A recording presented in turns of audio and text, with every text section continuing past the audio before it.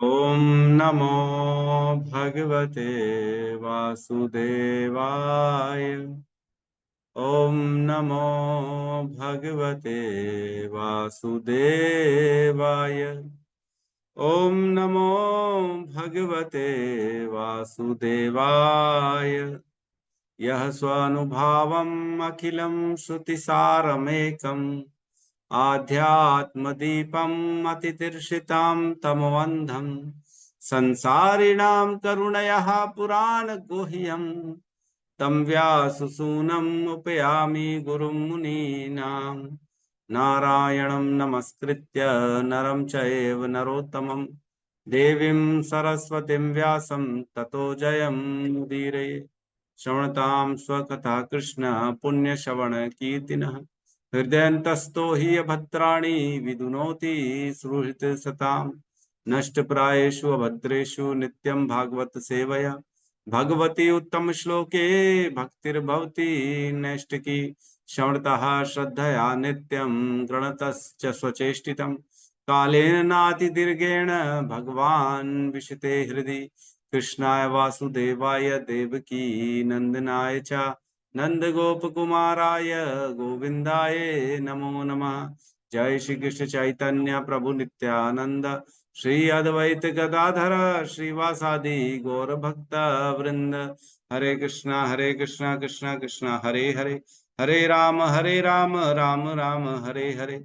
हरे कृष्णा कृष्णा कृष्णा हरे हरे, हरे राम राम राम हरे हरे। हरे कृष्णा कृष्णा कृष्णा हरे हरे, हरे राम राम राम हरे हरे।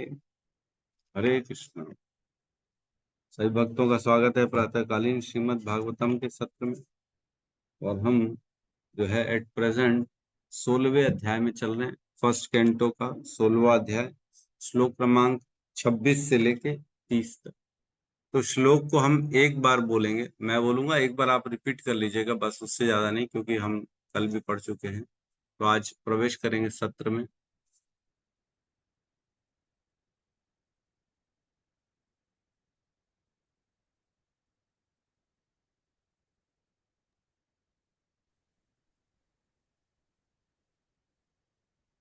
ठीक है, क्लियर है?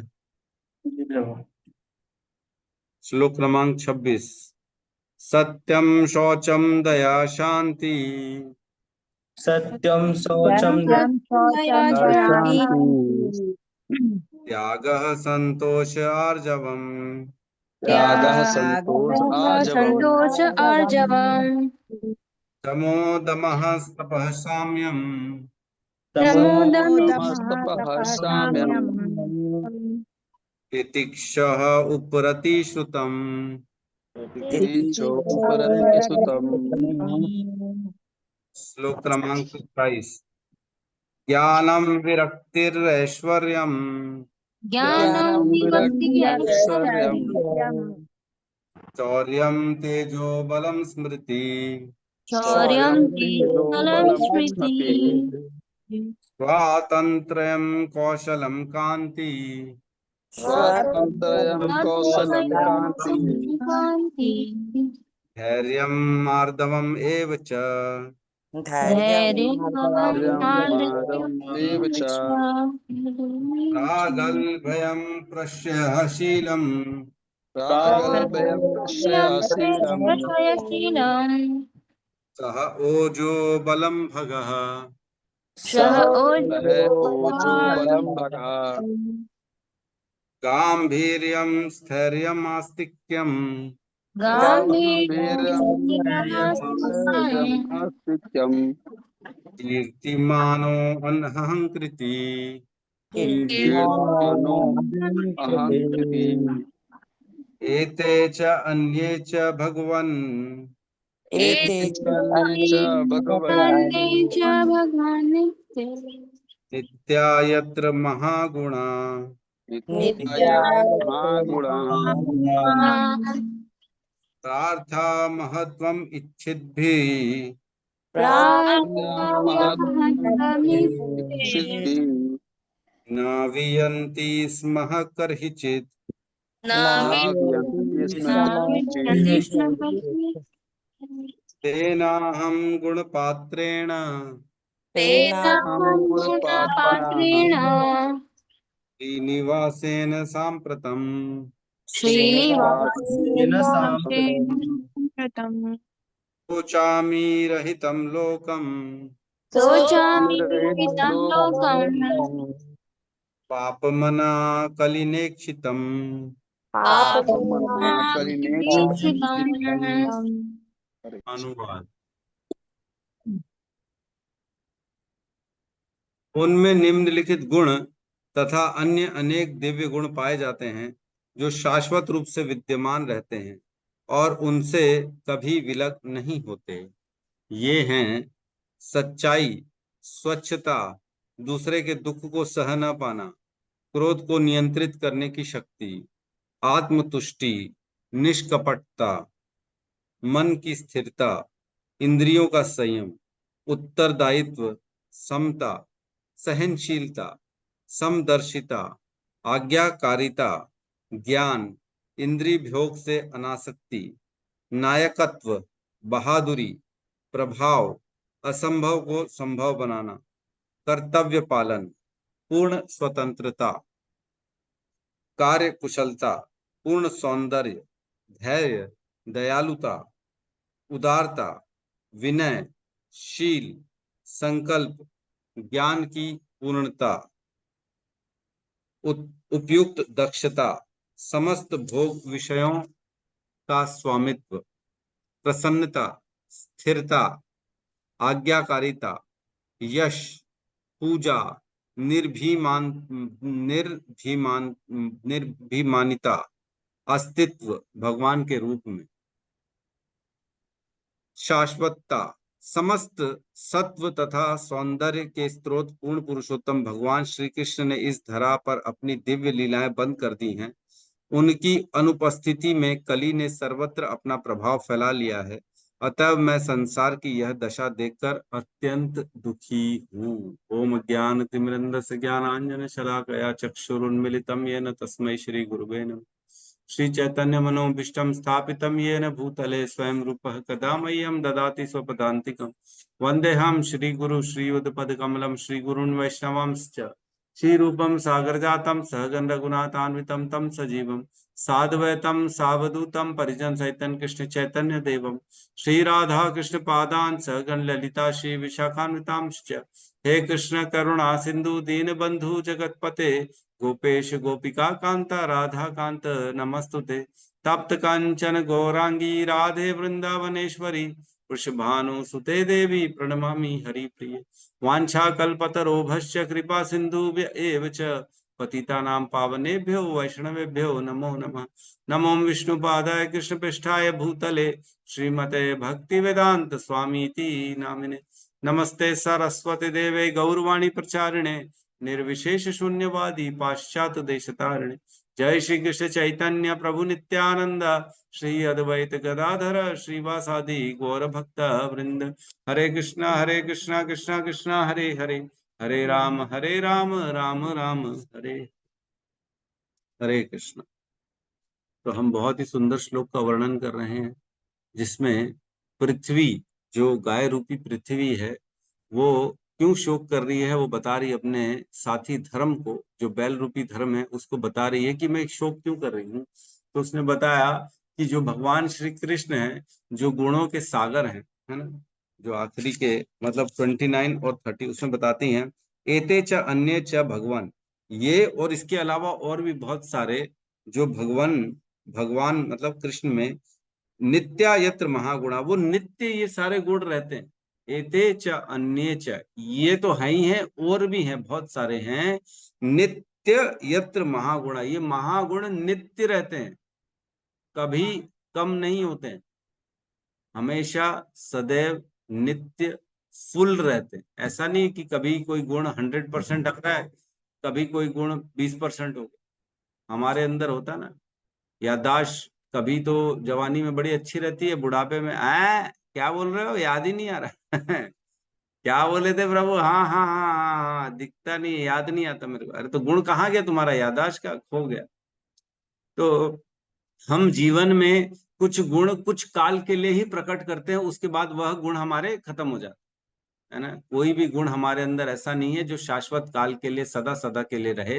हमारे गुण कुछ काल के लिए प्रतीत होते हैं, प्रकट होते हैं और अप्रकट हो जाते हैं, है ना। जैसे प्रकट अप्रकट लीला करते हैं ना, भगवान प्रकट अप्रकट लीला, है ना। वैसे ही सूर्य प्रकट होता है और फिर बाद में अप्रकट होता है, वैसे ही हमारे गुण भी प्रकट होते हैं और अप्रकट होते हैं। कोई ये सोच न ले कि एक गुण जो आपको ऐसा लगता है मेरे अंदर है वो सदा सदा के लिए रहे। इसको दिमाग में बिठा लें कि हमारा कोई भी गुण जो आपको पसंद है या पब्लिक को जो पसंद है, ऐसा लगता है प्रभु मेरा ये गुण है, इसके कारण बहुत मेरे फैन फॉलोइंग है। तो फैन फॉलोइंग जो है ना आपकी खत्म होने वाली है, क्योंकि वो गुण सदा के लिए नहीं रहने। जैसे हम बॉलीवुड में देखते हैं, लोग ना अपने आप को जवान रखने की कोशिश करते हैं, हमेशा सदा सदा के लिए अपने आप को जवान रखें। क्यों? क्योंकि फैन फॉलोइंग है। जब तक स्किन टाइट नहीं होगी, जब तक बाल काले नहीं होंगे, डोले शोले नहीं होंगे, लोग पसंद नहीं करेंगे। वो बोले बुढ़ा हो गया, इसको कौन पूछेगा। लेकिन ऐसा कौन है जो सदा सदा के लिए जवान रहा? कोई भी नहीं। आज कितने सारे पहले हीरो हीरोइन आते थे, हीरो हीरोइन तो नहीं, एक्ट्रेस बोलना चाहिए उनको, हीरो तो हमारे बेचारे जवान हैं जो बॉर्डर पे लड़ रहे हैं, उनको हीरो बोलना चाहिए। इनको तो ऐसी नौटंकीबाज बोलना चाहिए। जो नौटंकीबाज लोग हैं जो पिक्चरों में काम करते हैं, वो लोग बड़े सुंदर पहले दिखते हैं, लेकिन आज देखो सबके ऐसे बुढ़ापे में ऐसा स्किन लटक गई है, ऐसी आंखें निकल आई हैं, बाप रे, देख के डर लगता है। जिनको देख के पहले बड़ा प्रेम उत्पन्न होता था, आज देख के डर लगता है कि ये क्या शक्ल बना ली आपने। तो गुण जो है हमारे किसी भी काल में चले जाएंगे, नित्य नित्य सदा के लिए नहीं रहने वाले। ये सारे गुण हमें कौन देता है? कृष्ण देते हैं, कुछ काल के लिए हमारे पास आते हैं। इसलिए कभी भी किसी भी गुण पे हमें गर्व अभिमान अहंकार नहीं करना चाहिए। जो है टेम्पररी दिया गया है, टेम्पररी फिलहाल के लिए दिया गया है आपको, देखने के लिए कि आप इसका सदुपयोग कर रहे हैं कि दुरुपयोग कर रहे हैं। ठीक है, तो यहाँ कह रहे हैं नित्य नित्य महागुणा, नित्य यत्र महागुणा। भगवान में वो नित्य और हमेशा रहते हैं, ऑलवेज फुल 100% रहते हैं। और क्या कह रहे हैं? प्रार्थया महत्वम इच्छत भी।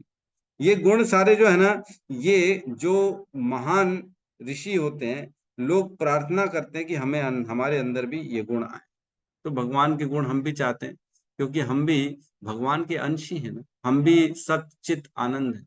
हम भी, हम में और भगवान में एक ही गुण, एक ही फर्क है, वो सेव्य भगवान है और हम सेवक हैं। हमारे अंदर भी सारे गुण भगवान जैसे हैं, सच्चित आनंद, वो भी सच्चित आनंद है, लेकिन वो महान है, हम विभु, वो विभु हैं, हम अणु हैं। और हम सेवक हैं, वो सेव्य। लेकिन हम भी यही चाहते हैं कि भगवान के जैसे गुण हमारे अंदर भी।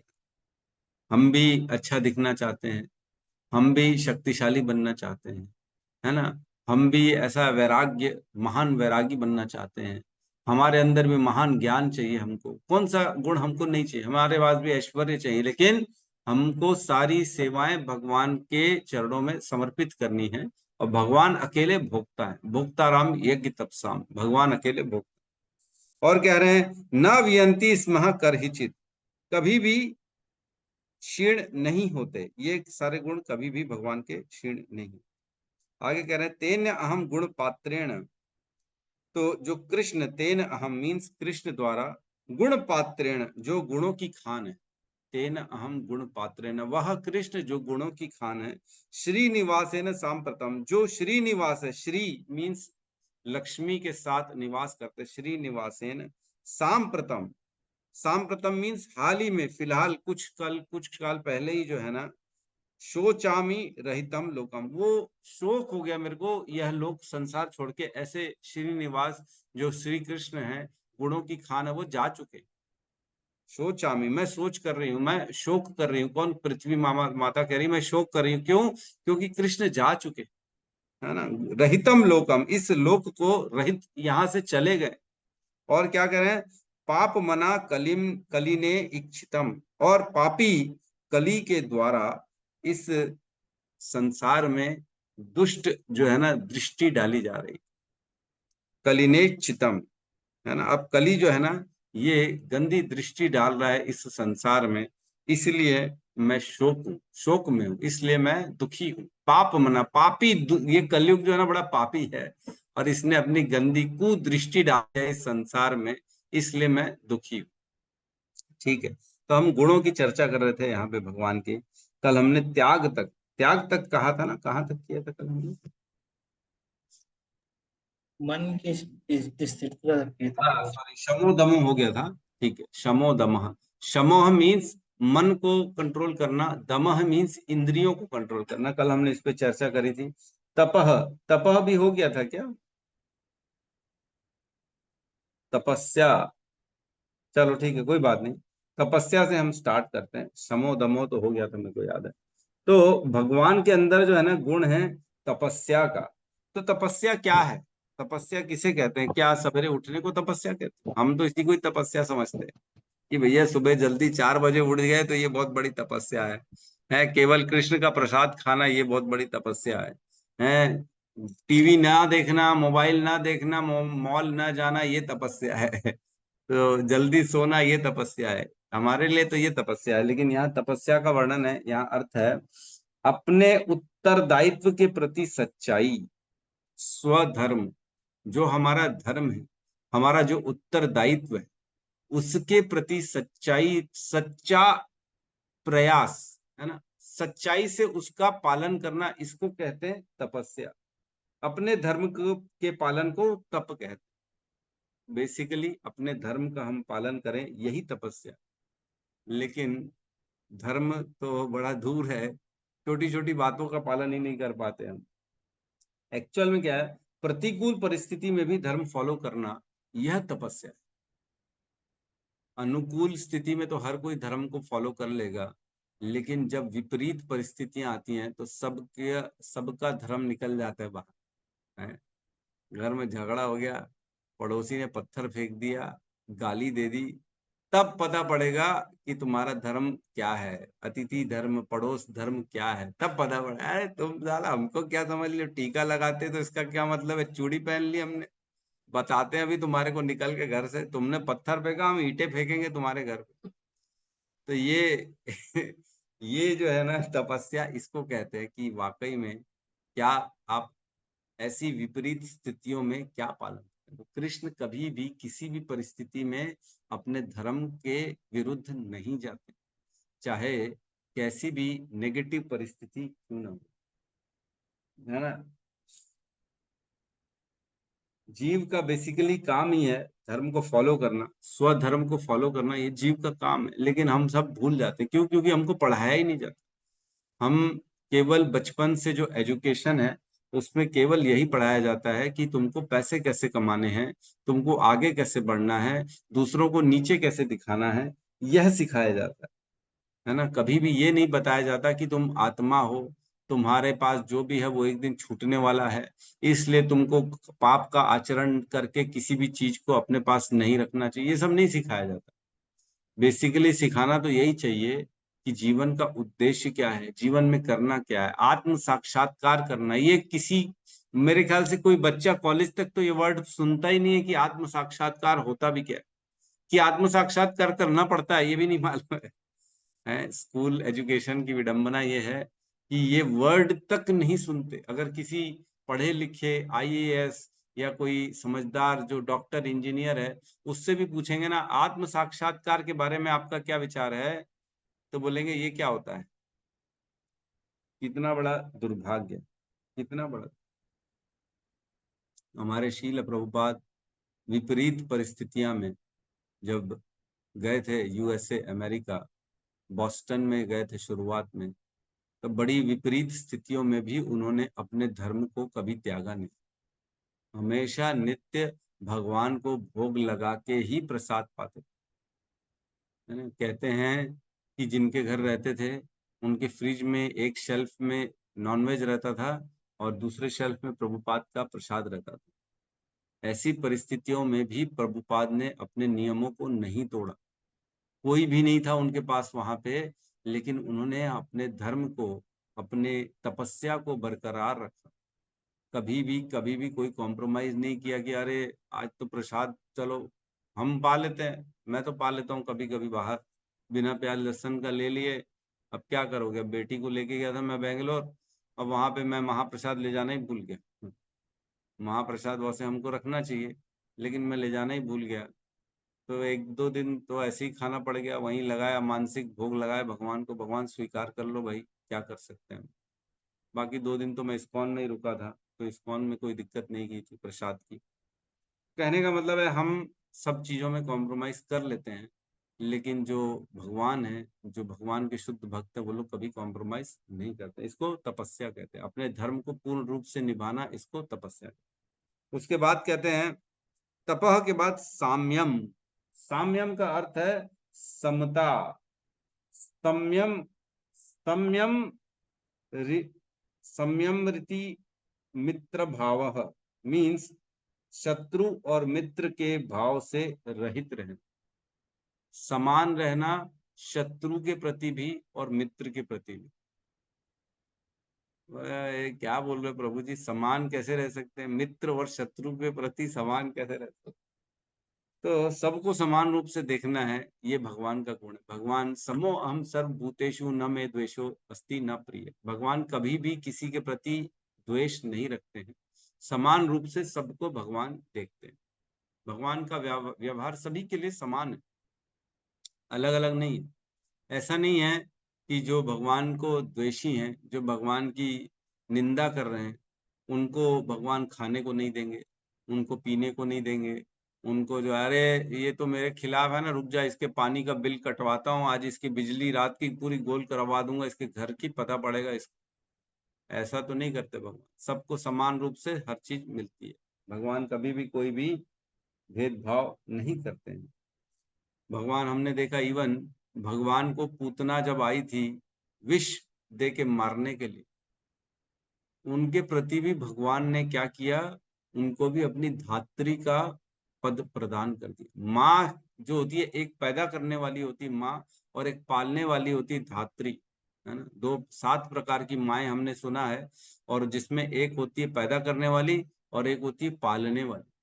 तो जो पालने वाली होती है उसको धात्री कहते हैं। तो धात्री का दर्जा दे दिया भगवान ने पूतना को। क्यों दे दिया? क्योंकि आखिर तो वह स्तनपान कराने आई थी कृष्ण। तो भगवान क्या देखते हैं, ये मेरे लिए कर क्या रहा है, ये देखते हैं भगवान। ये नहीं देखते हैं कि ये तो मेरे को मारने आई थी, नहीं नहीं। कृष्ण गंदे हैं, कृष्ण बेकार हैं, अगर कोई ऐसा बोलता है तो भी कृष्ण क्या देखते हैं कि इसने 2 बार कृष्ण बोला।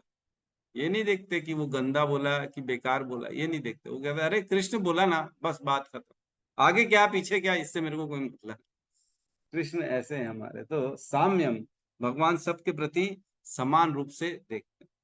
उसके बाद कहते हैं साम्यम के बाद तितिक्षः। तितिक्षः का मतलब होता है सहनशीलता, है ना। परापराध सहनम, पर अपराध सहनम, दूसरों के अपराध को भी सहना, सहनशीलता। तो ये बड़ा खतरनाक गुण है। क्या हम समझ पा रहे हैं ये क्या गुण है? भगवान के पास जब भृगु मुनि गए थे, जब उन्होंने लात मारी विष्णु के वक्ष वक्ष में, छाती में, तब भगवान ने क्या किया, उठ के खड़े हो गए, प्रणाम किया और बोले कहीं आपके पैर में चोट तो नहीं लगे, है ना। तो भगवान दूसरों के अपराध को सहन करते, सहनशीलता भगवान के अंदर बहुत बड़ी सहनशीलता। हम लेटे अपने घर में अपने परिवार के साथ, और कोई आके जोरदार थप्पड़ मार दे गाल में, सो रहा है तू, क्या कर रहा है? तो हम क्या करेंगे? हम बोले, तू बता, रुक जा, डंडा निकाल, बता रहा हूँ, ये मेरे घर में घुस के मेरे को क्या बता रहे तू। तो तितिक्षः, सहनशीलता, भगवान के अंदर बहुत सहनशील। कृष्ण के चरणों में जो तीर मारी जरा ने, उसे भी वैकुंठ भेज दिया भगवान, है ना। जब कृष्ण द्वारका में अपनी लीलाएं का संवरण कर रहे थे, लीलाओं का अंत कर रहे थे, तब अंत में जरा ने तीर मार दिया भगवान के पैर में। उस जरा को भी भगवान ने मुक्ति प्रदान कर दी, उसको भी वैकुंठ भेज दिया। ऐसे हैं भगवान। तो कभी भी भगवान किसी के प्रति भी वो भेदभाव नहीं करते, सहनशील भगवान सबके। शिशुपाल की 100 गालियां सहन की, है कि नहीं। मतलब सोचो, कोई गाली दिए जा रहे हैं और भगवान चुपचाप बैठे पूरे सभा में, शिशुपाल क्या करता था, वैसे उसको मालूम था 100 गाली तक ये सुनेगा, तो 90, 95, 98 तक जाके चुप हो जाता था शिशुपाल, बस इससे ज्यादा मैं नहीं बोलूंगा।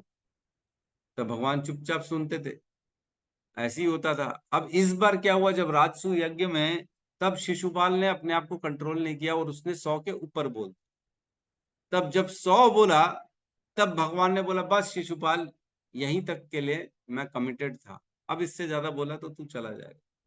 तो जब और बोला तब भगवान ने उसको मार दिया कुल मिला के। तो भगवान सहनशील भी है। इतने सारे पूरे पृथ्वी से बड़े बड़े राजा आए थे, है ना, क्षत्रिय आए थे बड़े बड़े, उनके सामने गालियां दिए जा रहे हैं, ये ग्वाला है, ये बेकार है, ये दूध पालने वाला है, ये हमारे साथ बैठने लायक नहीं है, ये ऐसा है वैसा है। तो इतना सुनना ये किसी के लिए पॉसिबल नहीं, लेकिन भगवान सुनते हैं। सबके बीच में सुना उन्होंने, अपनी कितनी कितनी निंदा हुई वो भी सब सुना, लेकिन सहनशील, भगवान सहन की। तितिक्षः, उसके बाद कहते हैं उपरौति। उपरति, उपरति क्या कहते हैं, उदासीनता। उपरति का अर्थ होता है उदासीनता। इसमें क्या लिया हुआ है, उपरति, लाभ हानि के प्रति उदासीनता, इसमें लिखा है लाभ हानि के प्रति, लाभ की प्राप्ति होने पर भी उससे उदासीन बने रहने को उपरति कहते हैं। अब एक्चुअल में देखा जाए तो पूरा ब्रह्मांड तो कृष्ण का है, उनको क्या लाभ और हानि से क्या फर्क पड़ना है, हम सब उन्हीं के अंश हैं। ये पृथ्वी जो ये महातत्व है, प्रधान है, सब कुछ तो भगवान से उत्पन्न, महाविष्णु के रूप में लेटे हुए हैं, और उनके जो है रोमकूपों से ब्रह्मांड निकल रहे। तो ब्रह्मांड में क्या लाभ और क्या हानि, वो जब सब चीज उन्हीं का ही है तो उसके प्रति क्या वो अलग रहेंगे। हमारी सोच अलग है, हम चाहते हैं कि भैया बेनिफिट मिल जाए, 2 पैसा मेरे जेब में एक्स्ट्रा बच जाए, है ना, मेरे घर में थोड़ा सा आ जाए ज्यादा। लेकिन भगवान के साथ ऐसा नहीं, भगवान तो सब पूरे ब्रह्मांड नायक है, उनको कुछ चाहिए ही नहीं। क्यों? क्योंकि वो इच्छा मात्र से सब कुछ प्राप्त कर सकते हैं, अगर उन्होंने इच्छा कर दी तो उनको मिल जाएगा। तो एक बार प्रभुपाद से किसी ने पूछा, प्रभुपाद जो इच्छा करते भगवान वो पूरी हो जाती? बोले हाँ। तो क्या भगवान ऐसा पत्थर बना सकते हैं जो वो खुद ना उठाएं? वो ऐसा पत्थर बना सकते हैं? बोले हाँ बना सकते हैं, ऐसा पत्थर बनाएंगे जो वो खुद नहीं उठा पाएंगे।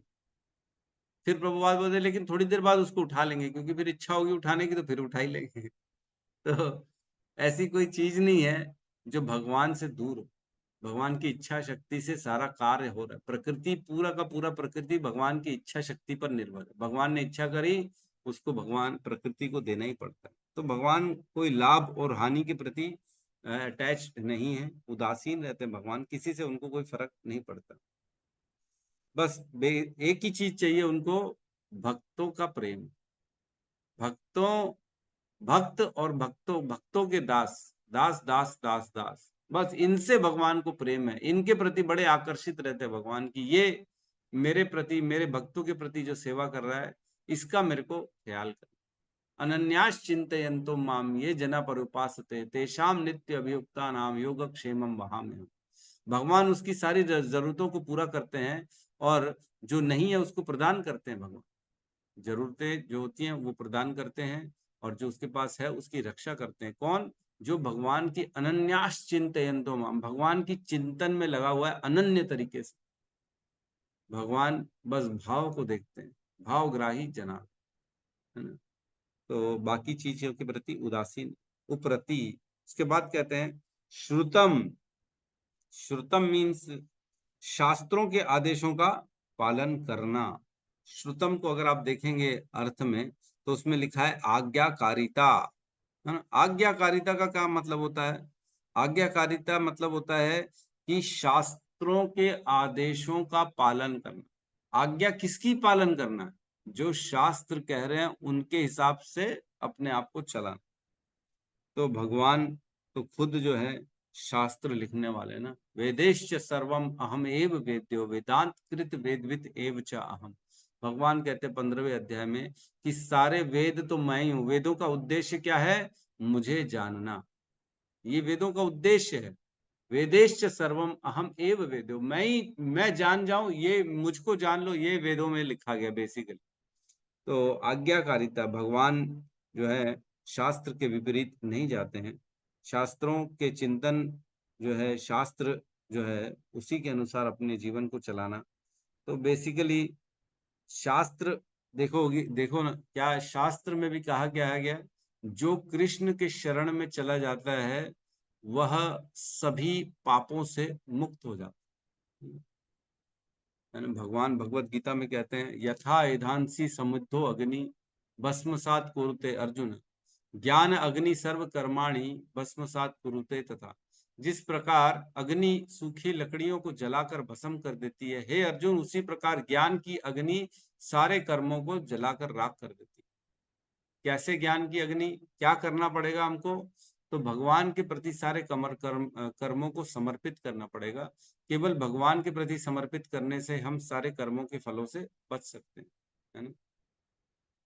तीसरे अध्याय के 9वें श्लोक में बताते हैं भगवान कि जो है केवल मेरे प्रति जो कर्म करेगा वह कर्म के बंधन से बच जाएगा, है? कौन सा श्लोक था वो? यज्ञ अर्थात कर्मणो अन्यत्र लोको अयम कर्म बंधन, यज्ञ अर्थात कर्मणो अन्यत्र लोको अयम कर्म बंधन, तदर्थम कर्म कौंतुए मुक्त संग समाचर। कि हे अर्जुन, यज्ञ के रूप में तुम कर्म करो और सारे कर्म को मुझे समर्पित करो। जैसे यज्ञ हम करते हैं, उसमें आहुतियां डाल देते हैं, अग्नि में दे देते हैं, पूरी तरह से खत्म हो जाती है, उसमें कोई आसक्ति नहीं रहती हमारी।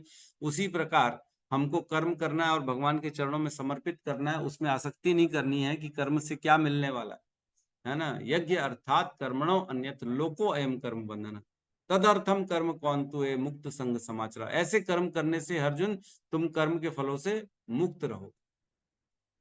तो भगवान के चरणों में कर्म को समर्पित करना, ये क्या है? ये शास्त्र का वर्णन।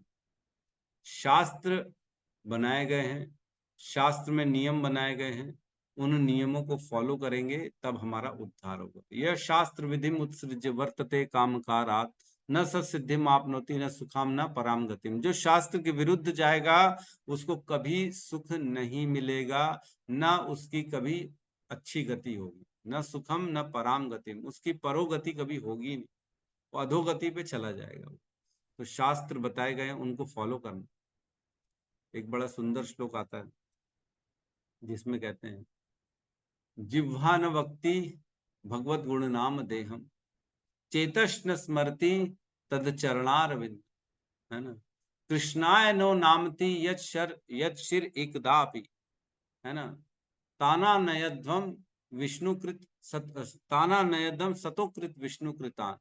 मीन्स जो व्यक्ति जिह्वा न वक्ति भगवत गुण नाम दे, जिसकी जीवा भगवान के गुण नाम का वर्णन नहीं करती है ना। और चेतस न स्मरति तद चरणारविंदम, और जिसके चित्त में कृष्ण के चरणों का स्मरण नहीं है, जिसने मन में कृष्ण के चरणों को प्रणाम नहीं किया है, उनका स्मरण नहीं किया है ना। और क्या कह रहे हैं? कृष्णाय नो नाम दी यश सिर एकदापि, कृष्ण के सामने उसने कभी भी एक बार भी अगर सिर नहीं झुकाया, मतलब जिसने एक बार भी कृष्ण के नाम का गुण का वर्णन जीवा से नहीं किया है, जिसने भगवान के चरणों का एक बार भी स्मरण नहीं किया है, जिसने एक बार भी कृष्ण के सामने अपने सर को नहीं झुकाया, ऐसे व्यक्ति को कहते हैं यमराज मेरे पास लेके आना। लेकिन जिसने अगर लिया है, एक बार भी कृष्ण का नाम लिया है, उनके चरणों का स्मरण किया है, उनकी सेवा करी है, उनके सामने सर झुकाया है, उनको कृष्ण यमराज कहते हैं मेरे पास मत लाना। तो ये विधान कहाँ से आया? ये विधान बनाया गया, ये शास्त्र का वर्णन है, ये श्लोक है। जब अजामिल उपाख्यान, अजामिल का वर्णन आता है, तब यमदूतों को यमराज बताते हैं कि आगे से ध्यान रखना, ऐसे लोगों को मेरे पास मत लाना। तो ये शास्त्र है ना, शास्त्र में बताया गया है, शास्त्र के अनुसार जीवन जीना। तो शास्त्र में ठीक है, तो भगवान हमेशा शास्त्रों के अगेंस्ट कभी नहीं जाते। वो कहते हैं ना, मैंने ही तो कर्म के विधान लिखे हैं, मैंने ही तो सारा कुछ बनाया। वेद व्यास कौन है? भगवान की शक्ति आवेश अवतार है। उन्होंने सारा वेद सारा कानून बनाया ये शास्त्र। उसके बाद कहते हैं श्रुतम, है ना, श्रुतम के बाद आता है ज्ञानम। ज्ञानम मीन्स आत्म विषय ज्ञान को ज्ञान कहते हैं, है ना। ज्ञान means physics, chemistry, Meta science, astrology, ये सब नहीं होता है ना। मिनरल्स पता पड़े, केमिस्ट्री क्या रिएक्शन से क्या होता है, प्रभु ये ज्ञान है, ये ज्ञान है ही नहीं। भगवान इसको ज्ञान घोषित करते ही नहीं। 13वें अध्याय में भगवत गीता में 8 से लेके 12 तक जो 4 श्लोक हैं, इसमें भगवान ने 20 ज्ञान के बिंदु घोषित किए कि केवल ये 20 ही ज्ञान है, इसके अलावा जो है वो सब अज्ञान है। तो एक बार हम पढ़ लेते हैं क्या ज्ञान है। 13.8 से लेके 20 तक।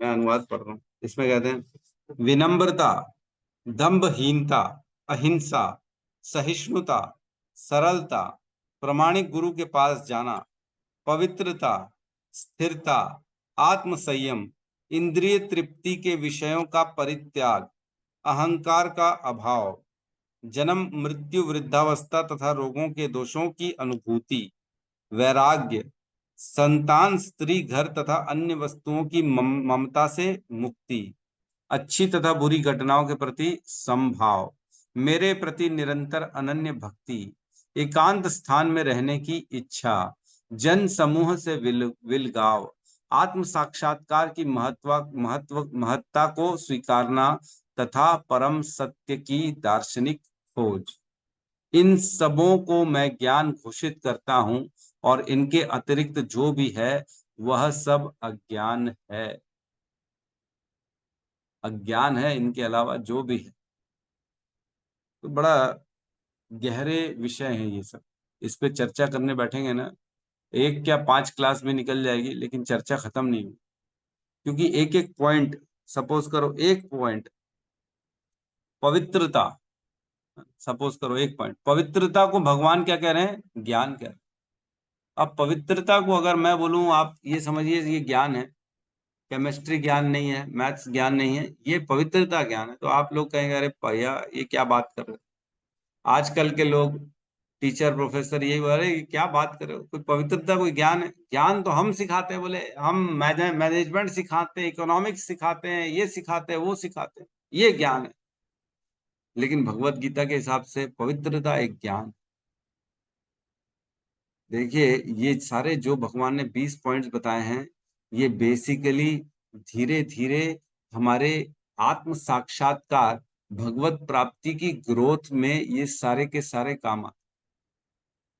एक एक चीज बहुत ज्यादा जरूरी है व्यक्ति को भगवत प्राप्ति के लिए, है ना। सरलता, ये भी बहुत ज्यादा जरूरी है भगवत प्राप्ति के लिए, है ना। अहिंसा, ये बहुत ज्यादा जरूरी है भगवत प्राप्ति। बेसिकली आत्मा का उद्धार तभी होगा जब हम ये ज्ञान को समझेंगे।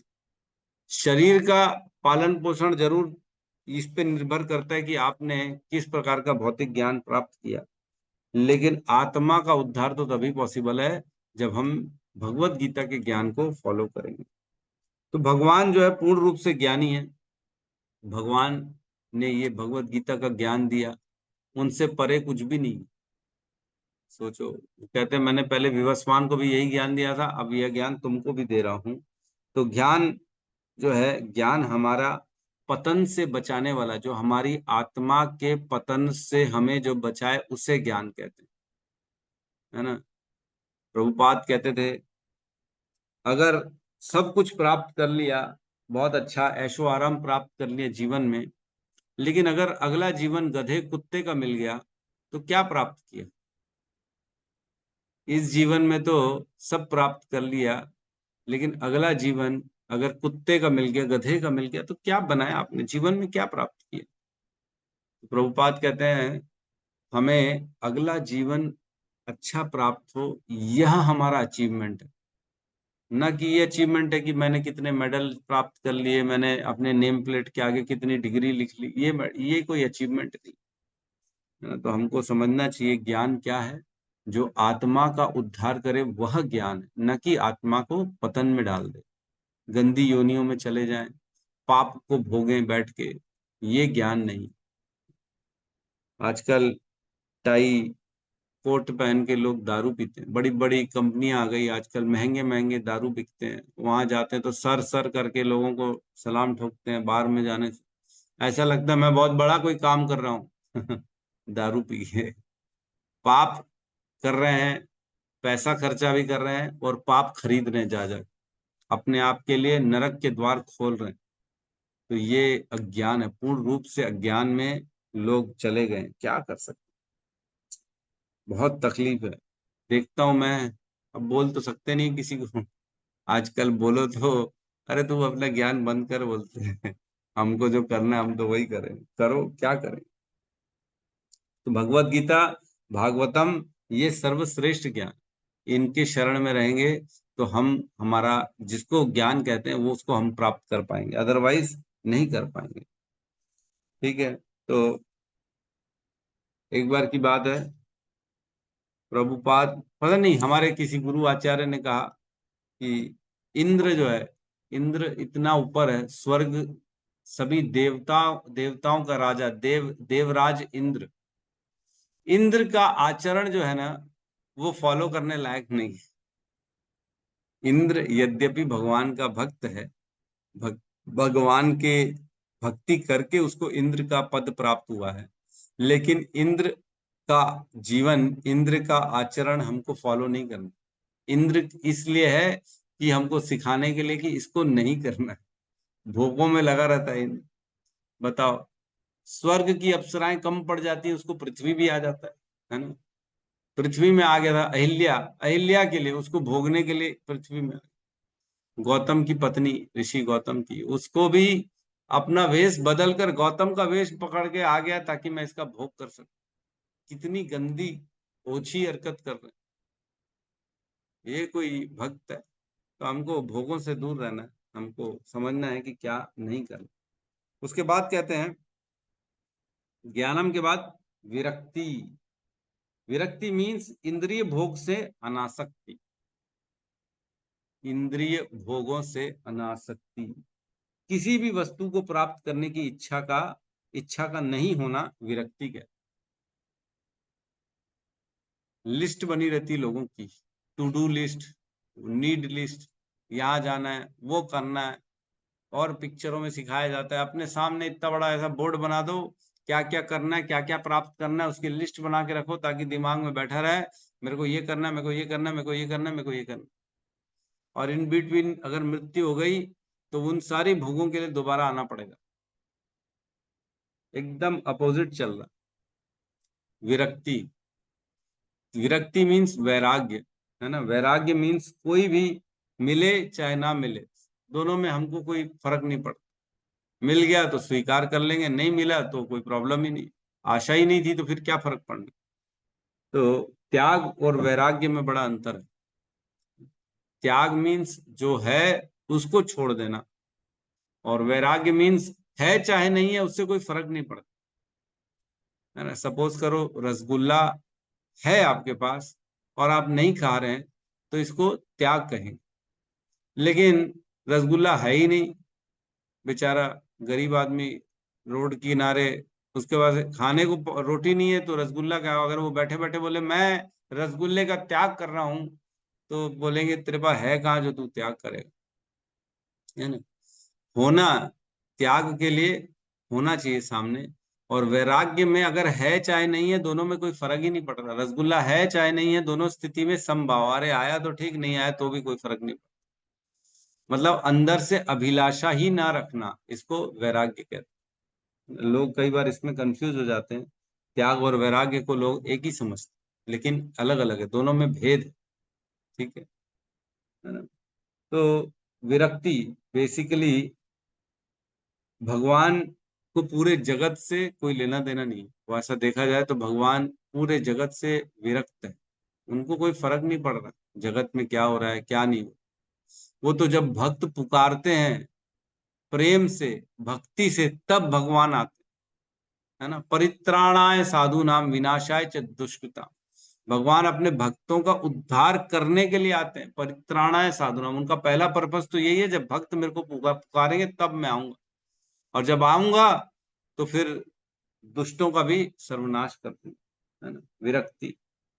आगे कहते हैं ऐश्वर्यम, भगवान समस्त ऐश्वर्यों के आगार है ना, ऐश्वर्यम, ईश्वर है, कंट्रोलर है हर चीज के, है ना। 6 ऐश्वर्य भगवान के पास पूर्ण रूप से, 6 भगवान को भग मीन्स 6 चीजों की पूर्णता को भगवान कहते हैं, जिसमें पूर्ण ऐश्वर्य आता है। ऐश्वर्य जहां जाते हैं भगवान का नाम हो जाता है ना। भगवान अगर मैदान छोड़ के चले जाते तो भी उनको पूजा जाता है, रण छोड़ दास, अरे मैदान छोड़ के भग गया उसको भी पूजोगे? हाँ पूछेंगे। चोरी करता है मक्खन चोरी, तो चोरी करी तो भी माखन चोर हो गए, भगवान हो गए मक्खन चोर। ऐश्वर्य जो करते हैं उसमें पूर्ण ऐश्वर्य आ जाता है, उनकी पूछ परख होती चाहे हर स्थिति में, पूर्ण राम से ऐश्वर्य। फिर कह रहे हैं शौर्य, शौर्य मीन्स बहादुरी, है ना, शौर्य दिखाना अपना। जरासंध को 17 बार आया जरासंध, है ना, 23 अक्षुणी सेना लेके आया और 17 बार उसको पराजित कर दिया भगवान, केवल अकेले भगवान और बलराम ने, कृष्ण बलराम ने उसकी पूरी 23 अक्षुणी सेना को विध्वंस कर दिया 17 बार। ये होता है शौर्य। भगवान को जरूरत नहीं थी, भगवान चाहते तो पूरी पृथ्वी के सम्राट बन जाते, लेकिन नहीं, उन्होंने अपने भक्त युधिष्ठिर को बनाया, उनको नहीं चाहिए था, उनके पास शौर्य, उनके पास सब कुछ है, उनको मालूम था। शौर्य के बाद आता है तेजो, तेज, तेज का अर्थ होता है प्रभाव, ये बड़ा इंपॉर्टेंट है टॉपिक, तेज, प्रभाव। प्रभाव मीन्स विवश कर देना सामने वाले को अपनी बातों को फॉलो करने के लिए। प्रभाव मीन्स मैंने जो बोला आप उसको फॉलो करने के लिए मजबूर हो गए, है ना, मैंने बोला तो आप फॉलो करोगे ही करोगे, क्यों, अरे क्या बोला प्रभु जी, वाकई में अब समझ में आ गया। कई लोग बोलते बोलते थक जाते हैं लेकिन उनको समझ में नहीं आता, लेकिन वही बात अगर कोई तीसरा व्यक्ति बोलता है तो तुरंत फॉलो करना चालू करते हैं, हाँ सही सही सही। क्यों, हमने जब 10 बार बोला तब तो नहीं माना, और वो प्रभु जी आए उन्होंने एक बार बोला तो आप मान गए, क्या चक्कर है? तो ये प्रभाव है। प्रभाव इसी को कहते हैं कि हम बोले और सामने वाला फॉलो कर ले, तो भगवान के अंदर प्रभाव है, उनकी बातों को। तो बेसिकली प्रभाव, प्रभुपाद कहते थे प्योरिटी इज द फोर्स। प्रभाव कैसे आता है प्रभुपाद बताते हैं, जितना जितना हम अपने आप को पवित्र रखते हैं, purity is the force, force आ जाता है अंदर फॉलो करने के लिए खुद ब खुद। जितना जितना हम नियमों को फॉलो करेंगे, जितना जितना प्रभुपाद ने जो जो हमें नियम कानून दिए उसको फॉलो करेंगे, सुबह उठेंगे, ब्रह्मचर्य व्रत का आचरण करेंगे, पवित्रता रखेंगे, स्नान करेंगे, है ना, 3 बार, जैसे हमारे को ब्राह्मण दीक्षा में बोला जाता है 3 बार गायत्री करनी है, 3 बार गायत्री करेंगे, और भी नियम कानून जो जो दिए गए हैं उसको फॉलो करने से ना धीरे धीरे हमारे, मतलब हमारे शब्दों में प्रभाव आना चालू हो जाता, धीरे धीरे, एकदम से नहीं आएगा लेकिन आएगा धीरे धीरे। जब जब देखेंगे ना लोग नियम कानून में कोई कॉम्प्रोमाइज नहीं कर रहा, तब प्रभाव आना चालू हो। जब हम बोलेंगे तो नियम फॉलो करेगा ही सामने वाला, क्यों, क्योंकि हमने शास्त्रों के अनुसार प्योरिटी अपने अंदर में सारे धर्म के आचरण को रखा है, कोई अधर्म नहीं। अब पता लगा खुद ही खा पी रहा है और बाद में दूसरों को बोले अरे मत खाओ, तो कौन सुनने वाला, कोई सुनेगा? अरे बोले ये तो झूठा है, मक्कार है, खुद खाता पीता है और हमको मना कर रहा है प्याज लहसुन मत खाओ, खुद तो छुप छुप के खाता है, तो प्रभाव ही नहीं पड़ेगा। प्रभाव के लिए हमको खुद को आचरण वैसा करना पड़ेगा, है ना? हर व्यक्ति जो आज भक्त बना है, हम सब जो भी भक्ति को फॉलो कर रहे हैं, कभी ना कभी किसी न किसी की प्रभाव में आए थे, तभी भक्ति में आए। अपना पास्ट टेंस खोलेंगे ना, खोल के देखेंगे, तब ध्यान करेंगे, अरे हाँ मेरे को किसी की बात तो हृदय में लगी थी तब मैं भक्ति में आया, तो ये प्रभाव था उनकी बातों का। प्रभाव, प्रभाव आता है धीरे धीरे, सब में आएगा, लेकिन सब्जेक्ट टू कंडीशन, नियमों को फॉलो करें, पवित्रता रखें अपने अंदर, है ना, शुचि, इससे आती है। तो एक उदाहरण आता है जब जड़ भरत बैठे थे, है ना, और राजा रहुगुणा पालकी में जा रहे थे। राजा रहुगुणा जा रहे थे, उनका पालक वाला जो है ना वो डिसबैलेंस हो गया था, जड़ भरत को बुलाया गया, उन्होंने पालकी उठाई, फिर वो ले जा रहे थे तो मजा नहीं आ रहा था, तो उन्होंने चिल्लाया, राजा रघुगुणा ने बोला मैं मार दूंगा इस तरह से तुम रथ चलाओगे तो, मेरा पालकी चलाओगे तो। उतर गए राजा रघुगुणा, बोले कौन है तू, क्या चाह रहा है तू, क्या मेरे हाथों मरना चाह रहा है? तब जड़ भरत ने अपने जीवन में पहली बार बोला और राजा रघुगुणा को ज्ञान दिया।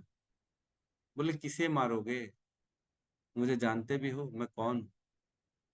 हक्के बक्के हो गए जड़ भरा राजा रघु, अरे ये क्या बात कर रहे, ये तो मेरे सामने खड़ा है और बोलते हैं मैं तो जानते भी हो। सच बात तो है मैं जानता नहीं हूँ, लेकिन है कौन क्या पता कैसा है कैसा, मतलब प्रभाव, ऐसे वाणी ऐसे शब्द बोले कि इतना प्रभाव पड़ गया कि राजा, सोचो राजा रघुगुणा एक गरीब फटीचर जड़ भरत के पैर पे गिर गए, बोले तुम मेरे गुरु, आज से तुम मेरे गुरु। मैं कहाँ जा रहा हूँ, वहां कपिल के आश्रम में ज्ञान लेने के लिए, ज्ञान तो तुम्हारे पास है पूरा भरपूर। तो ये होता है प्रभाव, अपनी वाणी को संयम में रखना, कुछ भी कुछ बोलना, 10 बातें करना, केवल वाह वाह इसका मजाक उसका मजाक, इससे प्रभाव नहीं पड़ता, है ना। लोगों के अंदर ये गलत धारणा है कि मैं ज्यादा एक्टिव रहूंगा, लोगों के साथ रहूंगा तो लोगों के सामने रहने से मेरा प्रभाव पड़ेगा, ऐसा नहीं, कभी नहीं हो। अध्यात्म टोटल अलग चलता है भौतिकता से। भौतिकता में तो जितना बात करोगे लोग बोले इतना अरे एक्टिव है भैया, 10 जगह रहता है, लेकिन प्रभाव नहीं है, उसकी बातों को कोई फॉलो करने वाला नहीं, उसके घर वाले फॉलो नहीं करेंगे हम देखेंगे जो ज्यादा बात करता है, ज्यादा घुसा पड़ा रहता है इसके काम में उसके काम में, उसको कोई पूछता नहीं, वो बोलेगा तो उसके बच्चे भी नहीं सुनते। लेकिन जो कम बोलता है, अपने आचरण को शुद्ध रखता है, अपने से मतलब रखता है, एक बार भी बोलेगा ना तो लोग सुनते हैं, अरे बाप रे इसने बोल दिया मतलब करना पड़ेगा। तो अपनी वाणी में संयम रखना हमारे को जरूरी है। ये भक्तों के अंदर आचरण ऐसे ही होना चाहिए। भक्तों की तपस्या यही है कि अपने आप को संयम में रखें, प्रभुपाद के नियमों को फॉलो करें, अपने आप में शुद्ध रखें अपने आप को, तो धीरे धीरे प्रभाव पड़ जाए। आज वैसे तो मैंने सोचा था कि सारे कंप्लीट कर देंगे लेकिन प्रभाव के आगे तो बढ़ ही नहीं पाए हम ठीक है, 19th नंबर है तेजो प्रभाव, हैप्पी। इसमें एक बड़ा अच्छा पॉइंट मैंने कल परसों लिखा था, प्रभाव कैसे पड़ता है, हैप्पी डिवोटीज आर प्रभावशाली। जो जो भक्त बड़े प्रसन्न चित्त रहते ना वह प्रभावशाली हो। मतलब अगर हम दुखी बन के बैठे रहेंगे तो प्रभाव नहीं पड़ेगा किसी, अरे बेचारा तो खुद परेशान रहता है, पता नहीं क्या अंदर से दुख है इसको। लेकिन अगर प्रसन्न चित्त रहेंगे, जो कि रहना ही चाहिए, क्या लेना देना हमारे को, है ना, सुख दुख तो आता जाता रहेगा, लेकिन प्रसन्न चित्त रहना। अगर प्रसन्न रहेंगे, मुस्कुराते रहेंगे, अच्छे से अपना आचरण रखेंगे, तो लोग बोलेंगे देखो कितने प्रसन्न रहते हैं यार, इनसे सीखो, इनसे पूछो क्या कारण है इनका खुश रहने का। तो भक्तों को हमेशा प्रसन्न रहना चाहिए, हैप्पी डिवोटीज, डिवोटीज हमेशा मुस्कुराते रहने चाहिए, किसी से भी मिले तो प्रभाव बढ़ता है उससे। ठीक है, तो यहाँ पे किसी का प्रश्न है तो हम ले सकते हैं।